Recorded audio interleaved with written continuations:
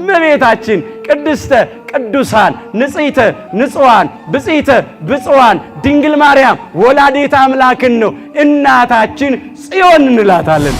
ማርያም ሆይ ስለዚህም እንወድሻለን ከፍ ከፍም እናደርግሻለን እውነተኛውን የጽድቅ መብልንና እውነተኛውን የሕይወት መጠጥ ወልደሽልናልና አላት። እንግዲህ እኛ የእግዚአብሔር ታቦት ነን፣ የእግዚአብሔር ማደሪያዎች ነን፣ ሕያው ቤተ መቅደሱ ነን። ቅዱስ ሥጋውን ቆርሶ የቀደሰን ክቡር ደሙን አፍስሶ ያከበረን በቅዱስ መስቀሉ የለየን በሜሮን ያከበረን በስሙ የጠራን እኛ ራሳችን ሕያው ታቦቱ ማሂደሩ ማደሪያው ነን። እኛ የእግዚአብሔር ታቦት ነን። ታቦት ማለት ማሂደር ማደሪያ ቤት ማለት ነው። የመንፈስ ቅዱስ ማደሪያዎች ነን። የቅዱስ ቃሉ ማደሪያዎች ነን። የቅዱስ ሥጋ የክቡር ደሙ ማደሪያዎች ነን።